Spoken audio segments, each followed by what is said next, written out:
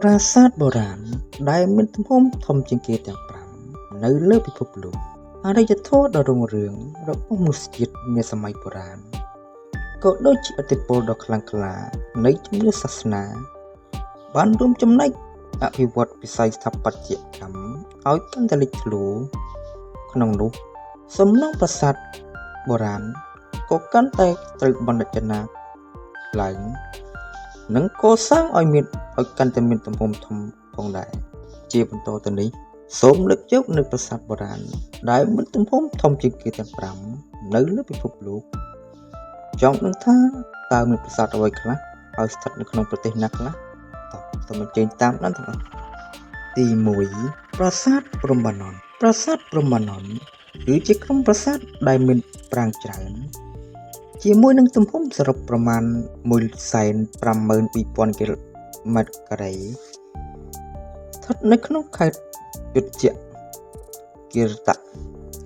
នៃប្រទេសឥណ្ឌូនេស៊ីក្រុមប្រាសាទទាំងនេះកសាងឡើងដោយបណ្ដាក្សត្ររាជវង្សសេនាជ័យនៃរាជអាណាចក្រមាតារាមដើម្បីឧទ្ទិសថ្វាយដល់ព្រះសិវៈព្រះវិស្ណុនិងព្រះព្រហ្មឬហៅថាត្រៃមូរតិនៅក្នុងព្រហ្មញ្ញសាសនាទី2ប្រាសាទគ្រឹស្ណៈឬព្រេមន្ទីរប្រាសាទព្រេមន្ទីរមានទំហំប្រមាណ 222,577 ម៉ែត្រការ៉េដែលស្ថិតនៅទីក្រុងប្រវត្តិសាស្ត្រព្រិនទ្រវ័ននៃស្រុកមត្ថុរៈនៃរដ្ឋឧត្តរប្រទេសនៃប្រទេសឥណ្ឌាប្រាសាទនេះកសាងឡើងដើម្បីឧទ្ទិសថ្វាយព្រះរុទ្រដែលជាឈ្មោះរបស់ព្រះសិវៈនិងព្រះក្រឹស្ណាព្រមទាំងព្រះរាម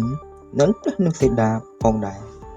ទី3ប្រាសាទចតុបុរៈប្រាសាទចតុបុរៈមានទំហំប្រមាណ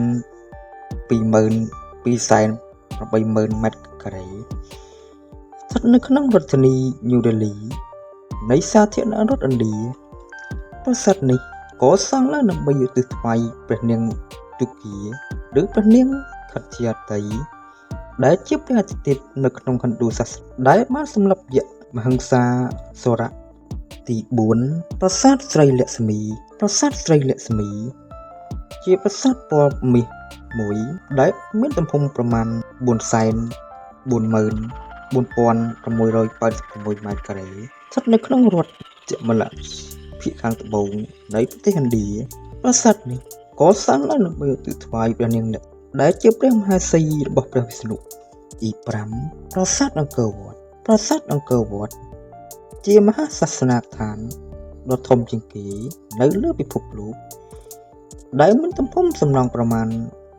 1,626,000 ម៉ែត្រការ៉េស្ថិតនៅក្នុងរមណីយដ្ឋានអង្គរខេត្តសៀមរាបនៃប្រទេសកម្ពុជាដែលត្រូវបានចុះកំណត់ត្រា Guinness World Record ថាជាប្រាសាទបុរាណដែលធំជាងគេបំផុតនៅលើពិភពលោកមហាប្រាសាទខ្មែរបុរាណនេះត្រូវបានកសាងឡើងក្នុងរជ្ជកាលព្រះបាទសូរ្យវរ្ម័នទី2ឬព្រះបាទសូរ្យវរ្ម័នទី2នៅឆ្នាំ 1113 ទៅដល់ឆ្នាំ 1150 ដើម្បីឧទ្ទិសថ្វាយព្រះបរមវិស្ណុប៉ុន្តែមកដល់សម័យកណ្ដាលនៃប្រវត្តិសាស្ត្រកម្ពុជាឥណ្ឌូសាសនាដ្ឋាននេះក៏ត្រូវបានប្រែក្លាយទៅជាពុទ្ធសាសនាដ្ឋានវិញដោយសារតែប្រទេសកម្ពុជាទាំងមូលបានប្រតិបត្តិការយ៉ាងខ្ជាប់ខ្ជួនតាមព្រះពុទ្ធសាសនាផងដែរ